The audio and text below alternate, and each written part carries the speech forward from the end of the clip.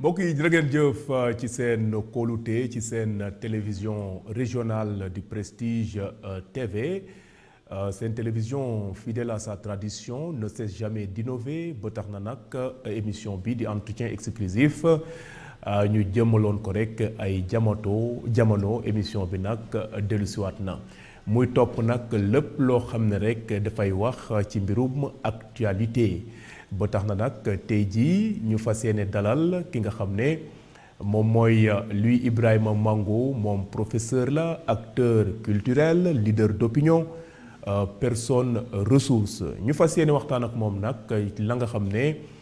moom moo yitteel ab mouvement boo xam ne ñoom dañ koo samp mouvement boobee tudd artu moom nag dinañu leeral ana lan moo tax ñu jëmmal mouvement boobu waaye nag gis ngeen ne jamono yi réewum Sénégal ay semaine a ngi nii ay takkoon lool ay coowoo am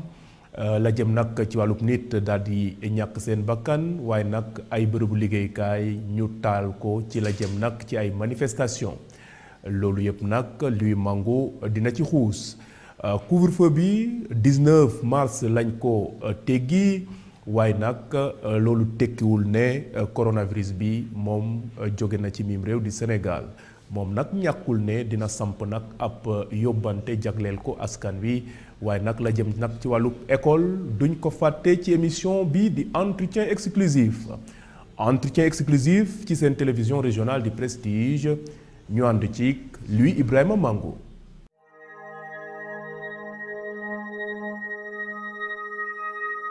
waaw yow yaay kan des fois day question bu difficile surtout boo tuddee Louis Ibrahima Mango dafa am phrase bu tubaab di wax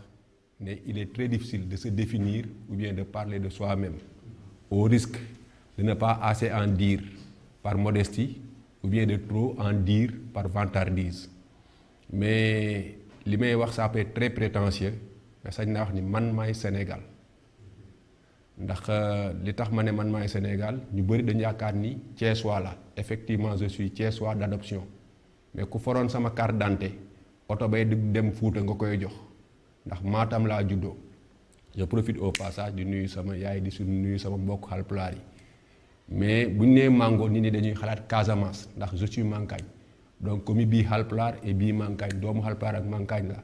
mais yaroo Thiès sama maam ñi ma Senghor yar ma may séeréer donc ñoomin ka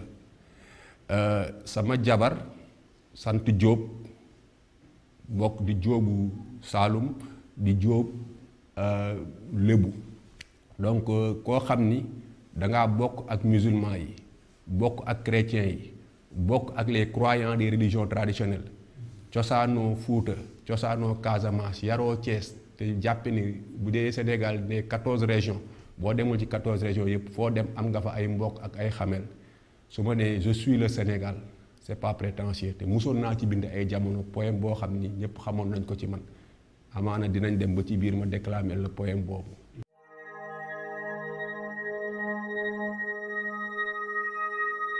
waaw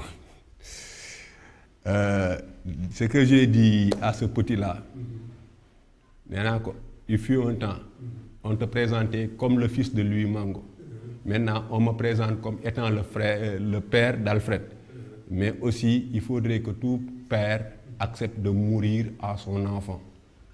Parce que c'est ça l'histoire. Le continuateur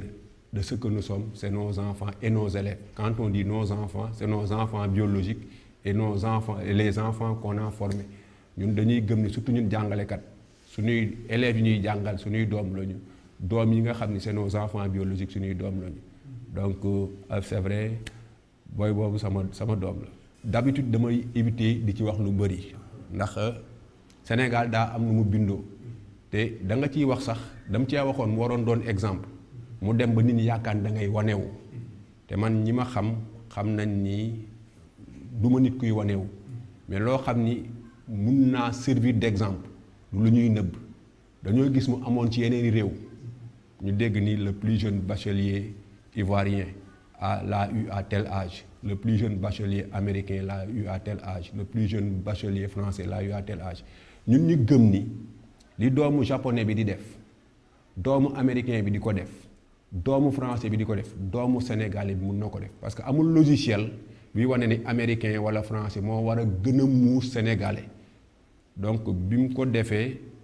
ñu encadré ko ci ñu ne bon war nañ ko mun a wan non pas pour que moom ni c'est un génie ou quoi parce que yeneen xale mënoon nañ ko def avant moom buñ leen offriroon chance bi ñu ko offrir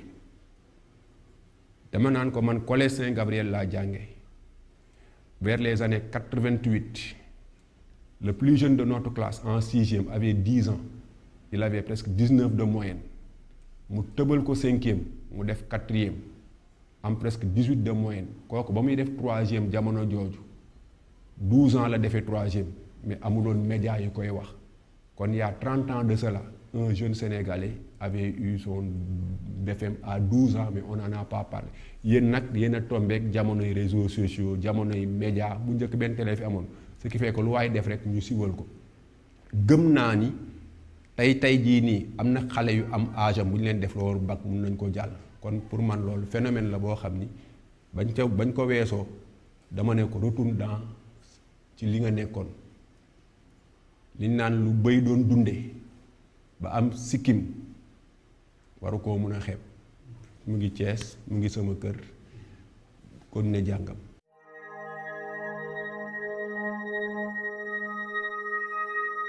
waaw art artu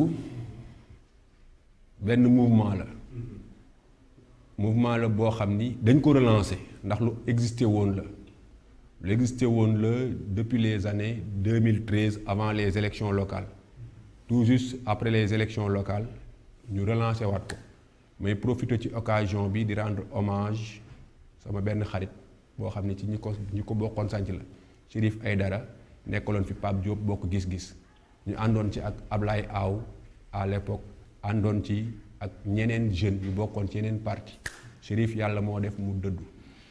bi ñu dundee ba jëmmi jamono man ma nekkoon au niveau de la mairie doon occuper le volet culturel de la mairie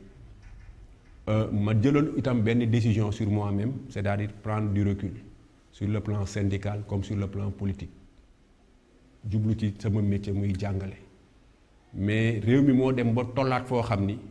ay nit ñoo ma woo ne ma ana aar artu man leen mu ngi fi ñu ne ma nag aar artu mu ngi soogam jot ndax aar artu pour man politique pour man engagement loolu rek la dañoo war a aar li ñu dénk war a aar njaboot gi war a aar école bi war a aar économie bi donc ku ñu dénk ñaari mbir lañ la sant nga aar mais aussi nga artu da ngay dégg tubaab naan gouverner c'est prévenir artu mooy prévenir aar mooy lépp lu ñu la mënti dénk cër bu ñu la mënti jox nga aar ko parce que aussi le mot art dañ ko jël c'est pas que y a que des artistes c'est pas que j'étais consacré seulement mais le mot art en français da ngay dégg ñu ne tout est art en l'enseignement c'est de l'art cuisiner c'est de l'art danser c'est de l'art donc quand tu n'as pas l'art de ton métier c'est-à-dire que tu ne domines pas ton métier donc mais dañoo gis ni ci kàllaamay olof la art gën a ëppee solo kenn waru fee nekk di aar ab sayam wala ab ëmbam dañoo bokk benn gaal kon nañu aar gaal gi moo tax événement yi fi mujjee déroulé wu ñu dem ba gis ni réew mi dafa mel ni mu ngi tàkk ñu ne nag ñi créé woon aar artu ñu ngi fi ba léegi te nag jot na nag aar artu Sénégal yépp xam mooy lan dégg ko moo tax ñu dekkalaat aar artu dafa am histoire bu xaw a yéeme li tax boobu ba léegi sax nanguñ ko woon jox ay këyit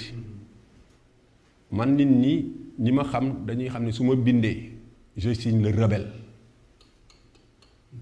ndax man le mot là sénégalais yi ñoo ko dévalorisé mais man ku ma ne woon les deux plus beaux mots de la langue française je dirais certainement aimer mais aussi rebelle mais Sénégal dañoo jël rebelle jox ko connotation bu négatif ba boo nee rebelle rek ñu yaakaar ni sama mbokk yi nekk Casamance mais rebelle mooy lan nga gis lu jaadul nga xeeb ko on se rebelle tout le temps on se rebelle surtout contre l'injustice donc man dans mes positions fu ma gis lu jaadul sañ naa ni dama koy dénoncer je me rebelle contre donc souvent mes écrits dama koy signer rebelle bi ma créé Aar Artu man ak samay naataango ñu tuddee woon ko alliance des rebelles Thiessois gars yi ne ma association bu ñu tuddee rebelle duñ ko fi valider ñu jël mot bi def ko alliance des révolutionnaires le même mot est revenu on ne va pas donner des papiers à des jeunes qui se définissent comme étant des révolutionnaires jamono jooju benn mot laa doon moytu mooy républicain parce que APR a ngi doon soogam nekk ci digg ndëndëm boo nee alliance des républicains sax dañ lay bëgg a yóbbu ci parti boobu mais damaa dem ba xam ni waruñoo jël le mot républicain bàyyi kook ni far APR tout Sénégalais toute personne qui aime la République est un républicain ma ne donc Aar Artu va dépasser Thiès maintenant et sera alliance des républicains pour le travail mais nag pour nga mun a travailler il faut que réew ma nga nekk ci jàmm réew bu amul jàmm liggéey mënu faa am donc alliance des républicains pour le travail loolu lay tekki boo ko jëlee ci kàllaamay nasaraan mais bu ñu ko jëlee ci kàllaamay wolof day nekk ñu ànd rafetal taxawaay yi parce que le terrain politique dafa dem ba dafa ñaaw dafa am noonoo entre ay frères ay camarades ku ci nekk war nga mun a défendre sa point de vue défendre sa idée te du tee noonoo feeñ fi li ma lay wax sànq man dama ne bis bu Sénégal doon tàkk mais imaginez ñu ne Sénégal dafa am guerre religieuse man sama yaay di musulman sama maam bi ma yar di musulman sama jabar di musulman bu chrétien ak musulman doon xeex man fu may jëm ku may rey kon sama bopp laay rey bu nee woon Haalpulaar ak séeréer dañuy xeex ku may rey sama yaay walla sama maam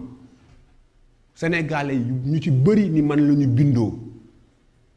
kon dañoo am loo xam ni moom la ñu àdduna nawee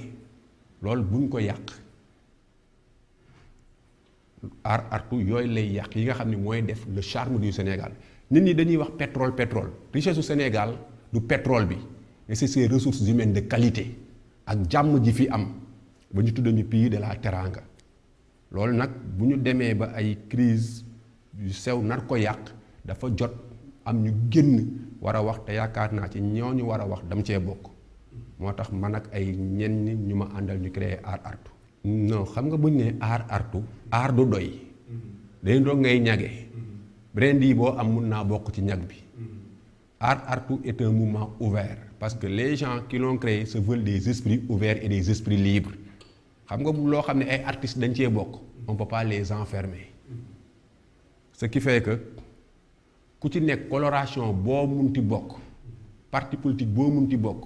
confrérie boo munti bokk ethnie boo munti bokk région boo munti bokk maanaam dañoo bëgg a jëmal ni ñooy Sénégal ku ci nekk bu la ñu dans Aar Artu am na ci ñoo xam ni ils sont avec la République des valeurs de notre frère Thierno Alassane am na ci ñoo xam ni ils sont du Rewmi de Idrissa Seck am na ci ñoo xam ni ils sont de l'APR am na ci ñoo xam ni ils sont du MPSL du docteur Cheikh Tidiane Gadio am na ci ñoo xam ni bokk nañu bokk gis-gis te fu waay jóge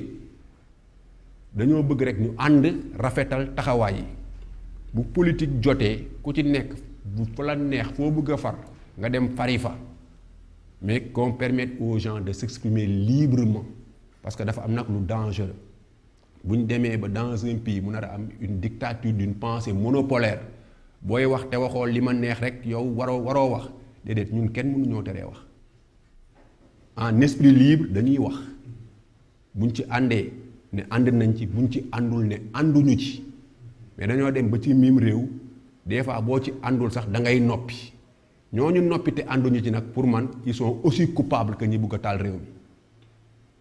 ah noonu la Aar Artu taxawee. non Aar Artu mu ngi installé wu partout au Sénégal parce que su ma ne laa maay Sénégal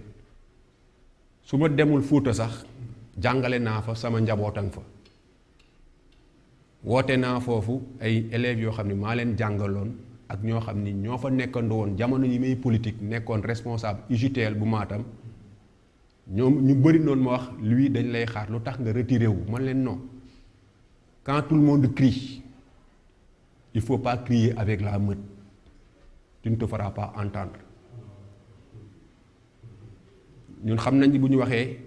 dina ñu bëri dinañ xam ni ki mën wax na ki xam wax na mais dafa toll noo xam ni bu ñu toogee ne dañuy gérer suñu petit business wala dañuy gérer suñu famille nous devenons hypocrite te hypocrisie boobu la ñuy bañ parce que nag sur nos 40 ans et quelques on a passé plus de 20 ans ou bien plus de 30 ans 88 ba léegi kuy xeexal Sénégal jaar ci jeunesse malsaine bi ñu doon wax fii à Thiès xeex dans les CEM xeex dans les lycées xeex à l'université diriger mouvement politique diriger mouvement syndical diriger mouvement associatif am na foo xam ne boo tolloo ci réew mi mun nga artu nit ñi ne leen nii man yenn jeunes yu maire yi di xeex dama leen di comprendre li ñuy def naa ko sànni xeer taal pëna def nañ ko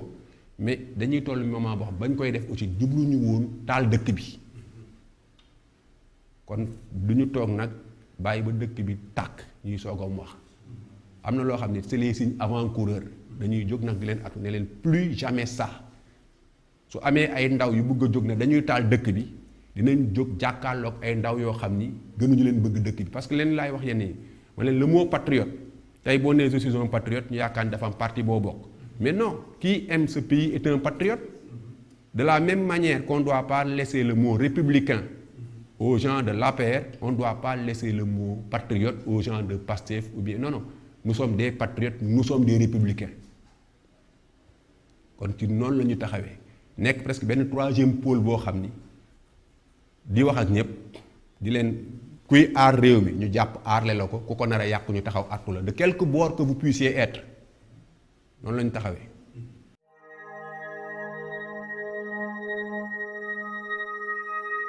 waaw xam nga démission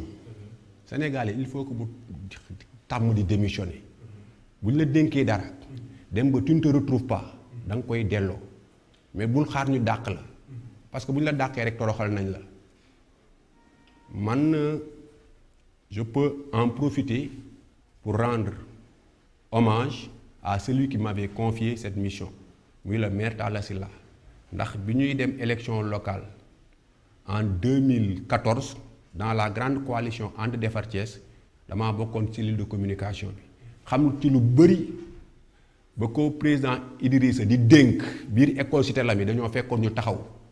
ba muy jour bi ko président Idrissa di recevoir dañoo toog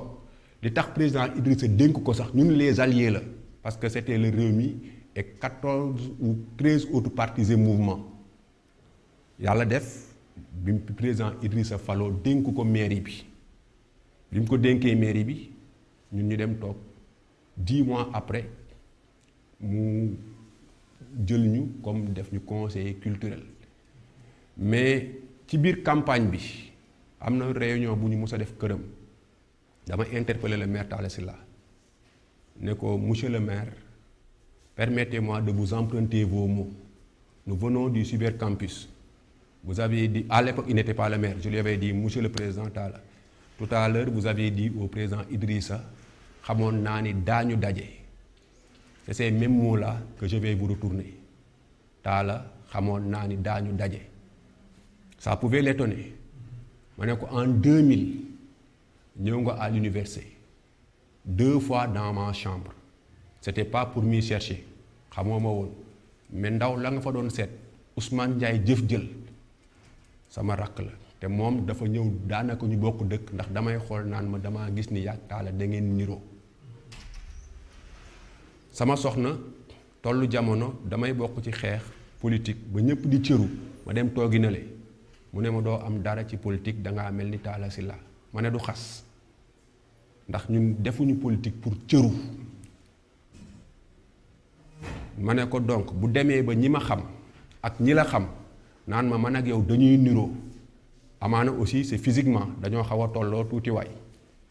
mais dafa am lu ñu xaw a niroo ci parcours dangaa bëgg di bind di taalif université yi étudiants yi saa ñu waxee yaa yi génn ndax nous disons nos camarades élèves yaa ko bind man nekkoon parmi les dirigeants de la faculté donc suñu parcours dafa am fu ñu xaw a niroo ma ne ko nit ki nag boo demee bañ naan da ngeen a niroo da ngay bëgg mu jàppe la ni boppam kon monsieur le maire jàppe ma ni sa bopp li nga bëgg laa bëgg li ngay bañ laay bañ loolul nangu du ma ko nangu ñu ànd ci noonu sama wax ak moom daanaka bëriwul woon dañuy xoolante ci biir bët xamante yàlla def ci njiitam ñu am festival bu ñu war a mettre sur pied festival boobu sañ naa ni mun naa ci laaj droit d'auteur ndax le contenu du festival la théorisation de ce festival gëm naa ni mën a amaan nag tur bi moom il faut rendre à César ce qui est à César comme il faut rendre à Talla ce qui est à Talla Kaay Thiès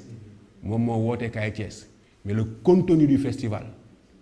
déedéet bu ñu ci génnee la ca Louis Mango théorisé yëpp am na ñoo xam boo leen waxee jaar yi xamuñu ko donc foofu laa jaar ak moom te nag ñu bëri xamuñu j'ai fait 5 ans de bénévolat à la mairie parce que je suis un fonctionnaire mënuñu maa fay dem na ba benn instant sax bi ñu buggee trouver astuce bu ñu ma fayee am ñu dem di ko dénoncer naan waa Louis Mango lu tax ñu koy fay te man ma doon jël sama xaalis di paas di ñëw di paas di représenté wu bi ma demee ba loolu nekk charge nit ñi yaakaar dama ciy am lu dul jeex te aw ma ci dara lu samay koppara ci dem te que ma dénkoon cër dem ba mu mel ni parce que nag au Sénégal dañ lay jox titre conseiller rek mais duñ la déglu man soo ma joxee conseiller te mënatuma laa jox conseil damay génne sama bopp ci conseil bi dem toog pour la jooju moom am naa ko loolu dong la dàquma damaa dem ba je ne me sentais plus dans beaucoup de choses parce que nag mairie Thiès moom c'est un lieu de recyclage le maire a recyclé beaucoup de ses anciens camarades bëri na ñu fay liggéey ñoo xam boo leen nee Cité Senghor fu mu nekk Thiès xamuñu ko bu ñu génnee mairie quartier bi leen gën a jege Thiès xamuñu ko dans ses amis dans ses camarades mu indi leen ñoo xam ni ajjuma dañuy yàkkamti mu jot ñu génn Thiès duñ fi ngéntee duñ fi tuddee te xam nañ ni seen bàmmeel nekkul Thiès ils sont à Thiès rek uniquement pour se servir mais pas pour servir Thiès ñun bi ñu demee ba gis fa lool ñu jëlee fa suñu bopp depuis loolu maire ngi doxal maa ngi doxal voilà ba di xaar nag ni bis dinañ jot dinañ jàkkaarloo parce que newoon naa ko dinañ daje voilà. daje ngeen wala daje daje bi c'est un acteur ñun am na lu mu ñu inspiré parce que jeune Thiessois bu dugg ci politique en 88 jaar université am na lu la Talla inspiré am na lu ñu bokk ak moom muy notre passion pour la culture mais itam bëri na loo xam ni bi nga fréquenter l'homme nga ko découvrir mu nekk mbettaange da ngay dem toog parce que ba ma jógee mairie ba léegi dégguma ko te nag ñoo bokk Thiès te ëpp ñu fi wàll kon moo tax ma ne ko dinañ daje te artu rek dina tax ñu daje fa tabarakallah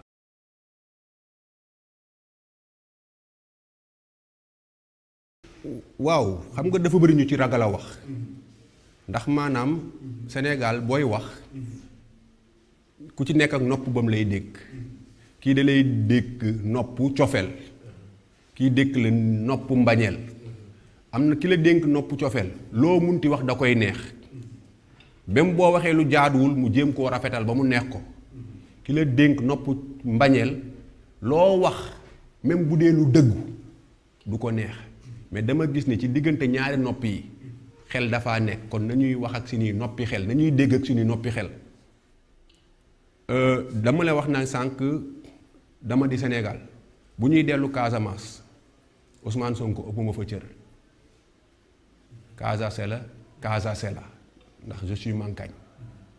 sama soxna xombol la cosaanoo te moom dégg naa ñu naan waa xombol la ma junj la sànq ne Aji Saara Mundo séeréer ñoomin ka la man sama maam ñi ma njoxo elle vient des îles du Saloum de Jifeer et de Dionewar te Aji Sarr fa la bokk man gëm naa ne su ma xuusoon bu ci biir dinaa gis ni di bokk naa ak moom problème bi mooy lan problème ñoom ñaar ba ñu amee dama gis sortie bu grave des dames en Casamance à Bignona génne ci bois sacré bi naan ñun ñu ngi jógee suñuy aada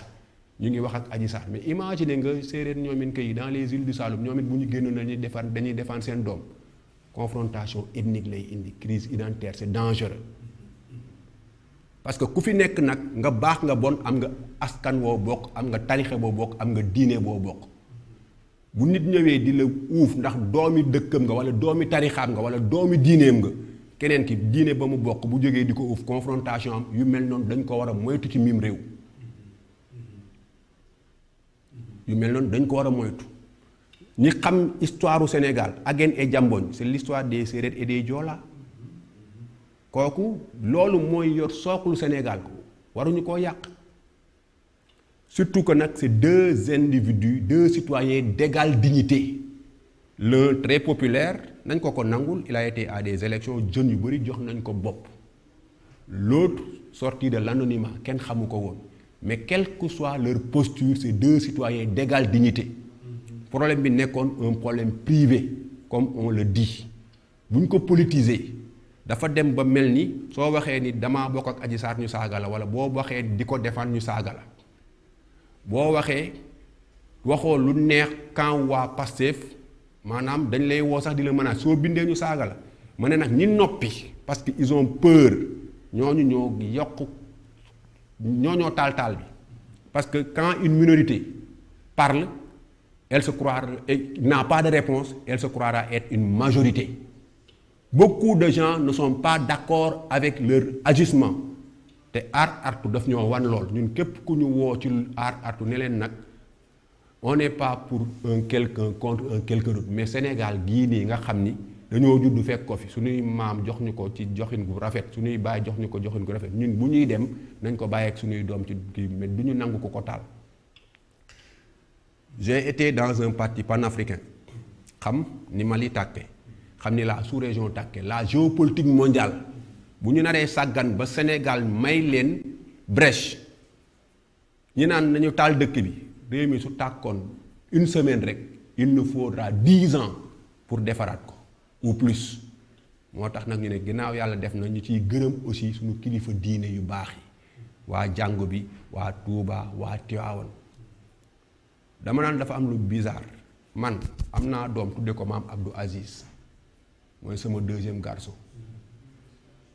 am naa doom tudde ko Serigne Fallou te jigéen la moo tudde ko Fadilatu ndax su ma demee Touba donte chrétien la dañ may nangul su ma demee Tivaouane donte chrétien la dañ may nangul c'est ça le Sénégal kon lu tax ñuy seetaan ñu ñuy yàqal lool suñ ko bëggee yàq dinañ taxaw jàmmaarloog ñoom ne dañuy aar dëkk bi dañuy artu dëkk bi problème boobu nag li tax aar artu juddaat da cee bokk dama ne les séismes dañu am particularité certes dina def ay dégâts dina def ay secousses mais dina réveiller aussi des volcans endormis dina réveiller aussi des richesses enfouies dans le sous-sol ñun loolu ci mission aar artu la képp ku nar a jógati pour taal dëkk bi wala di wax lu la neex attaquer nos institutions ñun dinañ la tontu muy ci plateau yi muy ci réseau virtuel yi muy sur le terrain ndax itam ba ñu waree xeex nañu te ba léegi am réew boo fa nekkee yaakaar ni am nga fa cër doon seetaan ñuy taal dëkk bi looloo waral aar artu judd surtout moo ñu dekkalaat ko.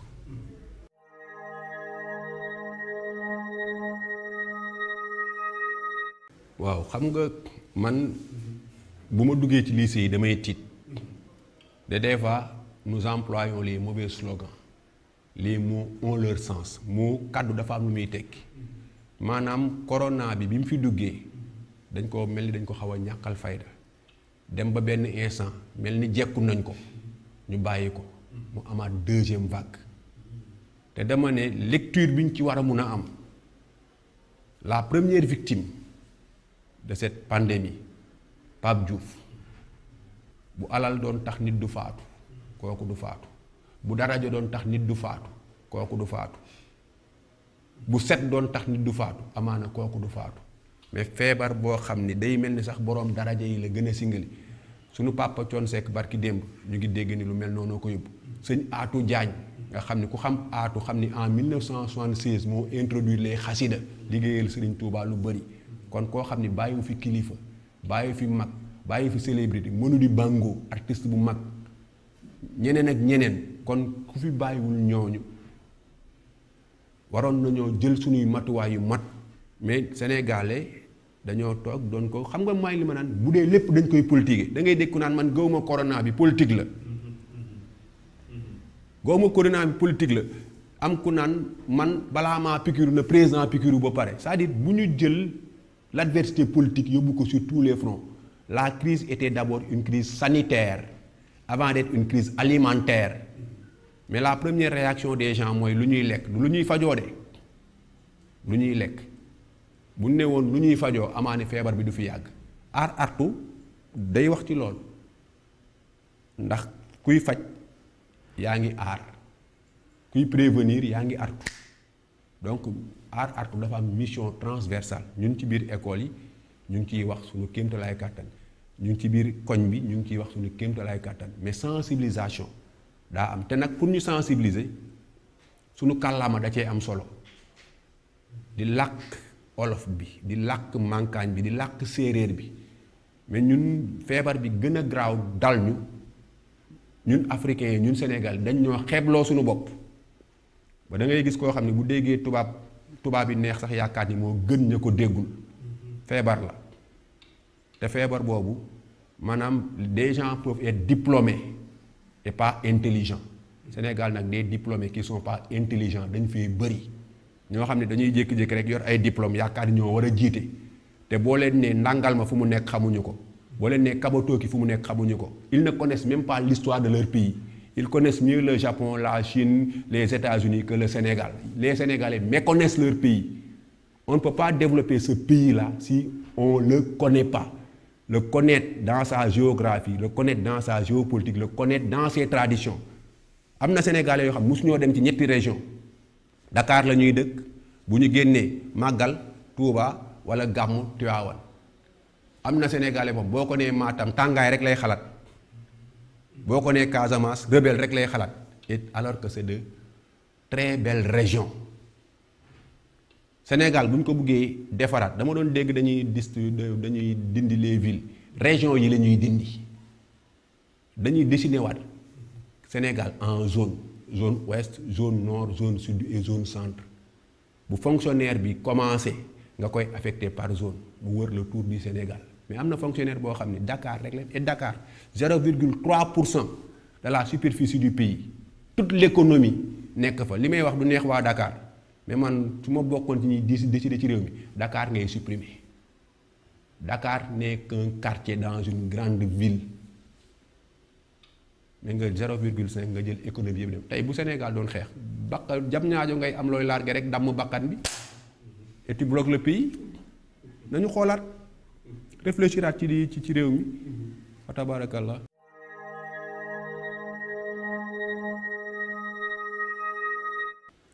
waaw boo ma laajee li ma bëgg moom damay wax ci syndicalisme rek parce que nit di nga engagé y a l'engagement social y a l'engagement politique y a l'engagement syndical mais jàngale moom mooy li ma bëgg ndax ñi ma xam nañ su ma bëggoon génn ci classe yi génn naa ci bu yàgg mais mun naa xëy di jàngale 24 heures sur 24 c'est ma passion mais li may wax nii dafa garaaw suñu école bii nii dañ ko war a réformer école bi ñu formé ñun ñëpp cette école là n'a formé que des diplômés mais formé wul ay personnes intelligentes am na nag ñu ko mënut a comprendre ndax bu dee école ñaari mbir la lay jàngal mën a làkk tubaab wala mën a làkk anglais l'intelligence lu muy développer intelligence verbo-linguistique wala mën a calculer kooku tubaab bi ñu coloniser woon ñaari mbir yooyu la bëggoon ñu xam ndax il voulait gérer ses intérêts dafa bëggoon am ay interprètes ak ñuy gérer ses comptoirs alors que ñiy yëngatu ci wàllu intelligence dañoo xam ne chez chaque individu somnole 7 à 9 formes d'intelligence pour que cet individu-là soit considéré comme intelligent il faudrait au moins qu'il ait la moyenne c'est-à-dire sur les 7 au moins en avoir développé les 4 ou bien sur les 9 au moins en avoir développé les 5 damaa mës a wax nit ñi El Hadj Diouf moo ñu gën a intelligent Balla Gaye moo ñu gën a intelligent mu koy weddi ma ne boo duggee ci làmb gi Balla Gaye nax la daan la il a l'intelligence corporelle El Hadj Diouf bu ñu leen joxee bal dina la yàlla dina la wat tu seras un maladroit il a l'intelligence corporelle dañ ñu doon nax naan nilaar mooy mën a dessiner mais il a l'intelligence artistique tey kan moo bëggul jur Sadio Mané Youssou Ndour lan la am intelligence vocale Wally Seck ainsi de suite il faut développer toutes les formes d'intelligence et souvent c'est l'intelligence artistique qu'on a brimé fii yow balaa ngay kontaan rek nga ne man sama doom avocat la sama doom docteur la ku naan sama doom peintre la sama doom artiste la il faut libérer l'intelligence qui somnole chez nos enfants loolu nag moo tax ma ne école bi ñuy yor daaw baggu daaw laa lay jox exemple en histoire géographie lan moo génn Japon Allemagne Algérie ma ne man damaa am copain bu nekk Allemagne ma ne ko ndax bi nga nekkee Allemagne ba léegi mos ngaa dégg ñuy jàngale Sénégal Thiès ak ngaay meexeek dem na mu ne ma jamais ma ne ko ñun bu dee dañ ñuy jàngal ñeneen ñi te jàngal lu ñu suñu bopp ku sa bopp réer doo mu sa développé nañ ñu jàngal suñu bopp ba pare ñu xam ñooy ñan mais même dans nos programmes l'histoire de l'Afrique et du Sénégal occupe peu de place ku xamul sa bopp nag ba pare na ngay développé mooy ku taxaw ci air bi bëgg a tëb doo dem fenn nañu jàngalaat suñu bopp xamloo ñu Sénégal xamloo ñu Afrique xamloo ñu nag waa Gambie lu ñu bokk xamloo ñu nag waa Mali lu ñu bokk tey Sénégalais yu bëri ñu ngi wax hymne national man professeur de français su ma leen ko joxoon commentaire ñu def hors sujet xamuñu ni l'hymne national nous lie avec le Mali c'est la chanson que Sogolon a chanté quand son fils Soundiata a marché pincez tous vos koras frappez les balafos instruments yi ñu utilisé lan la kora blanfo c'est des instruments mandingues il s'agit de quel lion c'est l'enfant lion c'est Mari Diatta gëm naa ni bu ñu ko joxewoon conseil des ministres sax am ministre yu def hors sujet donc nañu jàngal suñu bopp dinañ xam ni kon ñu nag Mali ñu nag Gambie nous sommes le même peuple man mankaañ bi ma doon boo demee Guinée dama naan falaa cosaanoo da ngay dem ba chez en Côte d'Ivoire fekk fa les Jula donc l'Afrique est un seul et même peuple c'est ça le panafricanisme xam Afrique ñu jàngal ñu Afrique jàngal ñu suñu bopp du tee nag ñu def la Senghor waxoon nous enraciner profondément dans nos valeurs civilisationnelles avant de nous ouvrir aux apports fécondants du monde extérieur mais Sénégal fii ngay dégg ñu naan frappe France dégage te bateau ya yóbbu woon seeni maam boo ko tegoon fi ñu daw dugg ci di woote patriote di xeex di yàq li France moom te yow fa ngay xeexe bu fa Air France cëppoon nga daw dugg ci avion bi lu waaye di wuyoo na koy niroo man su ma nee gëwuma France que France dégage bu ñu ne maa kaay dem France dama naan dew ma fa naa toog développé sama te bëri na ci ñuy dem foofu liggéey yi ñuy bañ a def fii Sénégal la ñuy def fi en Europe ñu voyager xam nañ ko loolooy patriotisme mooy nga gëm sa bopp le patriotisme c'est du gëm sa boppisme da ngay gëm sa bopp gëm sa réew ba tax lu am sa réew jarul nga koy jéggaani feneen mais même suñu autorité scolaire dañ ciy juum bac day am ñu jël ce qu'on appelle presque l'élite parmi nos élèves tous les élèves qui ont la mention bugg leen yóbbu bitim réew mu nekk erreur nañu créer des écoles d'excellence dans ce pays ñu jànge ko fii defe ko fii donc il y a beaucoup de choses yoo xam ni art artu dafa ëmb loolu yépp man maay image bi ci feeñ mais il y a des professeurs d'université il y a des étudiants il y a des artistes art artu c'est toutes les couches de la société sénégalaise parce que dañ ne art artu mooy Sénégal.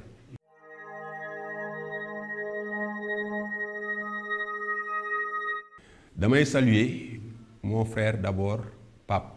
parce que projet bi mu koy teg c'était très audacieux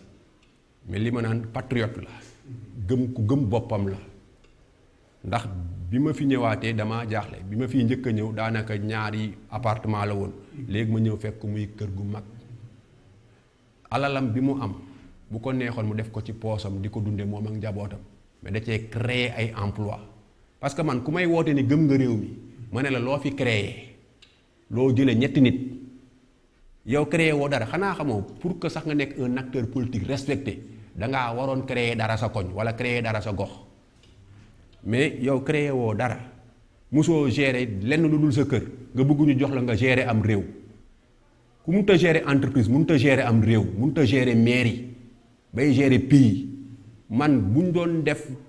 conseil constitutionnel ñuy déposer candidat boo xam ne amul dara loo mus a créer dañu war a rejeter ndax duñ la dénk entreprise bu toll ni réew te yow mosoo gérer entreprise bu embauché juróomi nit ñooñu dañoo war a rejeter seen dossier de candidature man moo tax bi ma comprendre damaa jël modèle ci Pape créer MIT muy Mango Intello Entertainment School di joxe li ma bëgg damay jàngale de 8h à 20h su ma wàccee école def ay cours de renforcement sama kër. C'est les entrepreneurs qui doivent diriger, pas les politiques ou bien les diplômés. Parce que erreur bi ñu def mooy ku fi politique da nga naan dinaa la jox liggéey amul benn nguur gu mun a jox jeunesse bi liggéey dañ ñu koy naxe. C'est l'entrepreneuriat qui crée l'emploi et la richesse. Koo fi fal mu dig la liggéey bu defee ñaari at doo ko gis c'est un mauvais discours jeunes yi nag nañu yeewu. jeune bu nekk doonal sa entreprise bopp am na koo xam ni bu ma ko cité fii waa Thiès yëpp nañ ko xam boo duggee dans Parcelles le jeune le plus populaire là-bas il s'appelle Allah Café donc Café Touba la commencé mais macha allah mun na ma cee gën a sori mais moom xam na man xam na dama ne ko modèle nga te li ñuy jàngal ci école yi baaxul da ngay dem ñu lay jàngal ay modèle américain le modèle américain ne va pas développer le Sénégal. Le modèle français ne va pas développer le Sénégal. Nous jàngal modèle Bokar Samba Dièye. Nous jàngal modèle Gora Samb. Marché Grand Thiès. Tay ay élèves ngi fi biir Thiès dans les écoles de formation. Bo leen ne le plus grand commerçant du marché central xamuñu ko. Te commerçant bobu bi muy ñëw amaanam boutique mbagg la commencé am table ba tay mu tabax fa ay immeuble. On se développe pas sans sa culture et ses valeurs culturelles. Mais Sénégalais bu jàngee ci école de formation boo ko joxoon ay millions ne ko créer entreprise cravate lay njëkk a jënd wut costume wut chaise wut bureau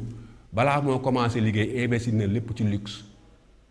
parce que dañoo gëmloo ni ku mel ni tubaab bi doo dem Baaba Maal dafa am lu mu waxoon ci kër noomi ko tubaab buri halpulaaren jeew mi ngandu mi koy juum de ngon mi j'avais pensé que le blanc valait mieux que le halpulaar à y voir de plus près, je me rendis compte que je m'étais trompé. Et il faut comprendre une chose, que l'Occident veut nous faire prendre ses désirs pour nos réalités, alors que leurs désirs ne sont pas nos réalités. On va se développer avec nos réalités. Mais ku xamul sa bopp su la sa bopp pour réeree doo développé wu nañu jàngal suñu bopp loolooy aar artu.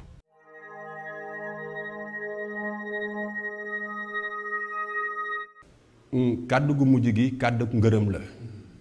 Gërëm la yow mii nga xam ni ça fait des années tu sais que on a une parenté intellectuelle gërëm gu du amul àpp Pape Doumbouya mi indi lii waa Thiès gërëm waa Cité Lamy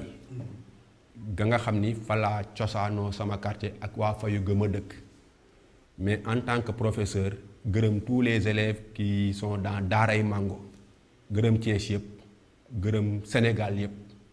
ndax dama ne maay Sénégal lii may def nag defuma ko pour lenn Sénégal ñu ko jaral kuy yaakaar ni yaa ñu ko gën a bëgg da ngay nax sa bopp kenn gënuñu koo bëgg ba ñu waree jàng nañu fa ñu juddoo war nañ fa juddoo te defaguñ fi njombe buy tax ñu war a noppi kon nag kenn du taxaw di ko taal ñuy taxaw di la seetaan plus jamais ça kàddu googu daal lañuy def nag bu amee nag lu juum wala lu ñagas ci kàddu gi ñu koy jéggalu ndax wax moom mooy lu yombul exercice bu jafe la tabarakallah. Voilà lui Mango wala lui Ibrahima Mango ci noonu la tëjee kàddoom ci émission entretien exclusif bi gis ngeen nag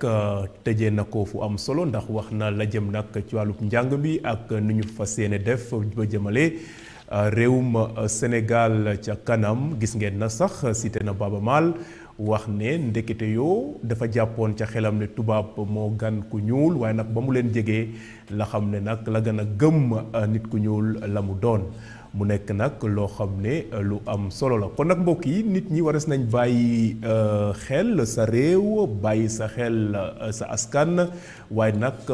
li jëm ci wàllu civisme ñu sàmmoonteeg moom ba lépp loo xam ne rek su amee ñu mën a ànd ak daal fexe daal